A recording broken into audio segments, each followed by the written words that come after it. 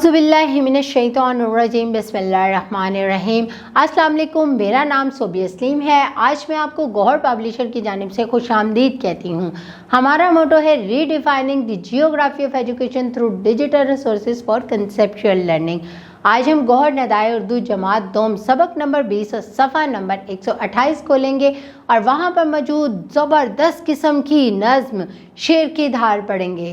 जल्दी से खोल लें सफ़ा। अब हम देखते हैं यहाँ पर कौन सी नज़म दी गई है, शेर की धार।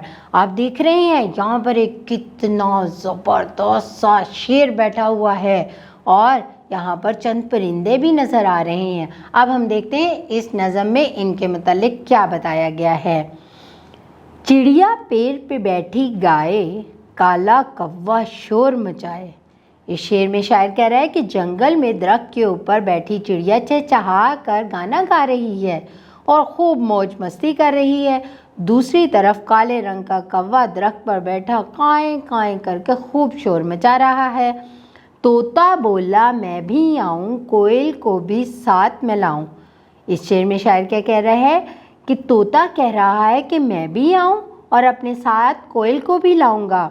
दरअसल शायर ने जंगल में मुख्तलिफ परिंदों के आने और जाने के मंजर को बयान किया है। दूर से उड़ती मैना आई, अपने साथ एक चील को लाई। इस शेर में शायर जंगल के मंजर की अक्कासी करते हुए लिखता है कि मैना उड़ती हुई बड़ी दूर से आई और अपने साथ एक चील भी लाई। क्योंकि मैना और चील को इकट्ठे लाकर शायर तख़य्युलाती गुफ्तगू कर रहा है। हाथी नीचे ऊँग रहा था, बू मट्टी की सूंघ रहा था। इस शेर में शायर कहता है कि जंगल में दरख्त के ऊपर मुख्तलिफ किस्म के परिंदे इधर से उधर जा रहे थे। कुछ शोर मचा रहे थे, कुछ गाना गा रहे थे।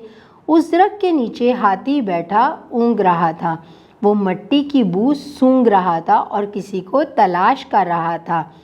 चूंटी का था उसको खतरा, सूंड में था पानी का कतरा। शायर उसी ऊपर वाले मंजर को आगे बढ़ाते हुए लिखता है कि हाथी जो मट्टी की बू सूंघ रहा था वो दरअसल चूंटी से डर रहा था। उसे इस बात का खतरा था कि कहीं चूंटी उसकी सूंड में ना घुस जाए, इसलिए उसने अपनी सूंड में पानी रखा हुआ था ताकि चूंटी सूंड के अंदर ना घुस जाए। मशहूर यही है कि चूंटी हाथी की सूंड में घुसकर उसकी मौत का सबब बनती है, इसीलिए हाथी को उसका खतरा था। जब जंगल में धाड़ा शेर, तोता बोला खाना बेर। इस शेर में शायर एक नई तरफ तवज्जो दिला रहा है कि जंगल का मंजर बड़ा पुरसकून था। सारे परिंदे चहचहा रहे थे और खुशी के नगमे गा रहे थे। हाथी भी आराम से ऊँग रहा था और पुरसकून था। मगर उसी वक्त जंगल का माहौल ही बदल गया। जब ज़ोर से शेर धाड़ा तो हर परिंदा परेशान हो गया।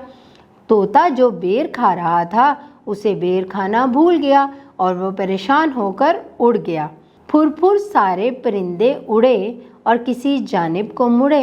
इस शेर में शायर कहता है कि शेर के जंगल में धाड़ने की वजह से सारे परिंदे डर गए और फुर करके उड़कर किसी और जानिब चले गए। क्योंकि शेर जंगल का बादशाह कहलाता है, इसीलिए सब चरिंद परिंद उसकी आवाज़ से डरते हैं और भागकर या उड़कर इधर उधर चले जाते हैं। मुझे यकीन है तलबा आपने इस नज़्म को पढ़कर बहुत लुत्फ़ उठाया होगा और आपने देखा होगा किस तरह परिंदे और जानवर शेर की आवाज़ से डरकर इधर उधर भाग जाते हैं और उड़ जाते हैं। आपको पता चला शेर को जंगल का बादशाह क्यों कहा जाता है? पता चल गया ना। आपने अब घर जाकर इस नज़म को बहुत अच्छे तरीके से याद कर लेना है और अपना बहुत सारा ख्याल रखें। अल्लाह हाफिज़।